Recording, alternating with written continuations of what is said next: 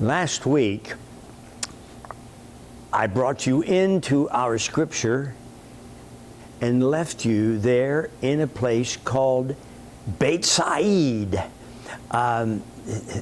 Bethsaida is the way we usually hear it. The H is silent, so Beit Laim and Beit Shan and lots of others. In any way, Bethsaida. And Jesus is there with a crowd of people, and he steps into a boat and he begins to teach them, and he tells them a parable. And I spoke to you about the parable and said, no, we have the parable, and it was solidly in the wisdom teaching of the Jewish people. But then there's an interpretation, and as I expressed it, that interpretation either is from the author or it might be from the community of faith that he's part of. And so I just tend to dismiss that, and unless I want to see what this author is trying to say, and it gives some wonderful clues for that. With exactly the same thing today, we still have Jesus teaching. He's still at Beit Said, and I looked that up. Beit, or Beth, is house or abode, and Said in the Hebrew, though we've kind of lost it, it's fairly obscure. Some sources say is hunter, but it would be not a vegetable gatherer, but one who hunts. And since we know this is right on the water, and we know they fished, I think we need to call this House of Fishermen, and that's primarily what's going on. Now, on Sunday, after I spoke to you, I presented this story as heard by a farmer, because there's a marvelous little area called the Hula Lake, and it would have been a nice spot to grow some pretty good crops. So we tried to hear this from the image of a farmer,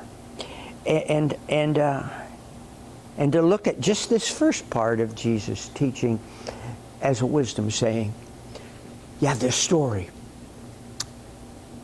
A group of slaves, it says, were sent out by the owner of the land and told to plant good seed. And they went out and they brought in a broadcast seed, probably walking some distance from one another and carefully throwing it out on the ground. And they finished their planting and they went home and claimed their night's rest. But during that night, an enemy, Diablos, not the devil, that's probably not good. A better would be the deceiver, the one who confuses, the one who tempts to ruin, the one who tries to destroy, sneaks in and throws weeds into this. And our thought is they planted wheat, and that there would have been a seed that would have, when it was small, looked a lot like wheat. And so after a time, it began coming up, and they're going out, and do you think that's all wheat? And not sure. And finally they go running back to the master and say, hey, there are weeds. You want us to go in and pull them all up? And he said, whoa. Now you won't have any idea what to be. You'll just make a mess of everything. And unlike farmers today who get a very bad planting or not enough rain in the beginning, poor germination, sometimes we'll just go in and disc the field and plant again. He says, no. Even with the weeds, we will get a crop. It'll be diminished. It will be harmed. It may cause trial, some shortages, but just let it grow.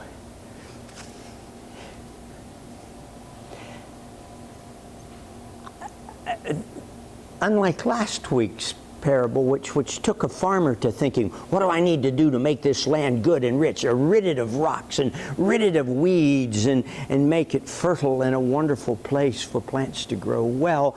This one is, sometimes you take a big setback, and what's the wise thing to do? My mind went flying to thinking of what it would be like to have a field that was fertile ground for weeds.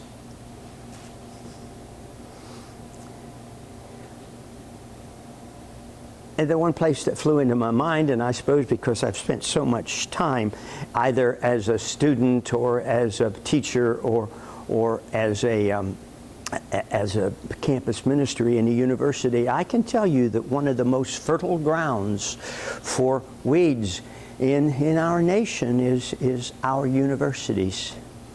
They have an orthodoxy. Orthodoxy is an interesting thing for those who look at those who have it. And orthodoxy says there are just a few of us who know what needs to be done.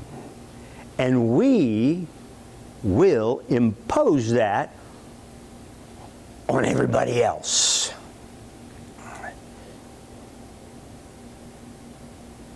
And if you disagree, you just have to be gone. You have to be destroyed. And if you're deeply rooted in the culture, your memory has to be completely brought to ruin, erased from the books.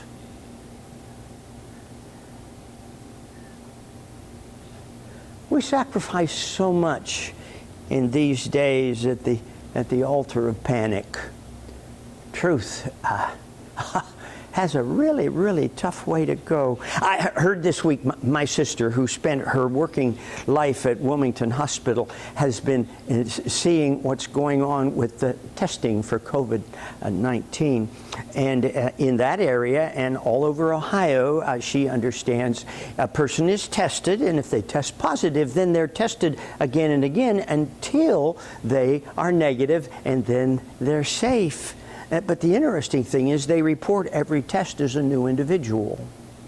One family up in northern Ohio began to wonder about their mother, who'd been in the hospital for such a long time. She had tested positive, and they just kept testing. And so finally they got in and they looked it up, and she had been tested and was positive 15 times, and they counted every one of them. I'm one hand short.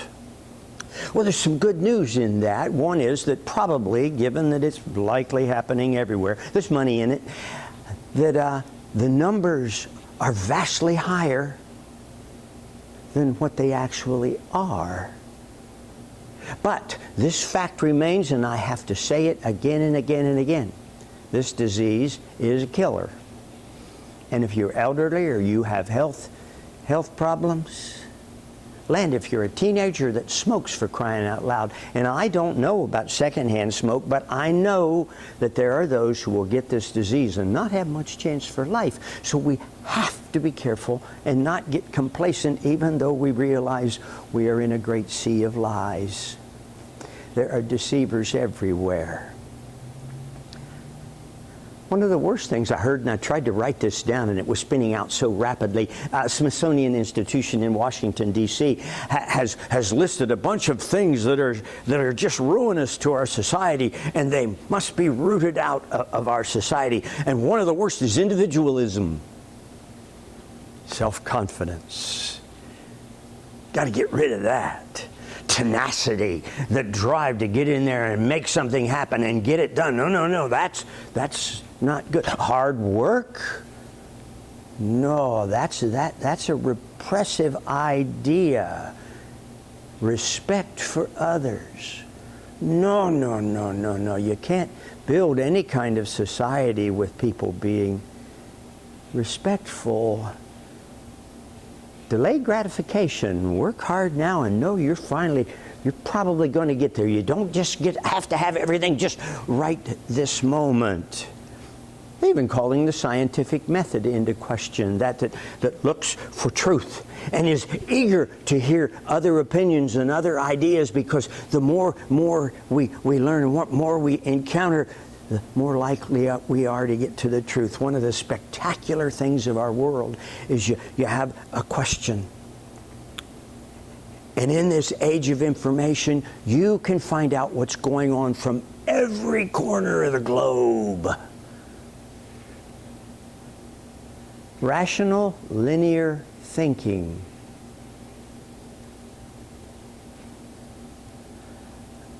So let's get rid of those things, those virtues that would make our society great.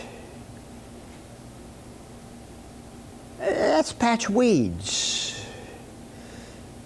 That's just a patch of weeds. Three words come to my mind as I think of our text. Let them grow together. Fighting, if you're not careful, can become enmeshment. Johnny Carson said one time, choose your enemies carefully, because you'll become like them.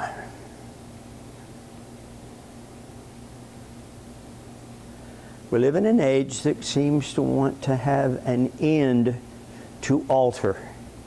We seem to have an age that wants to kowtow to mob rule and Twitter and all manner of foolishness. We need to know about it. We need to understand it's there.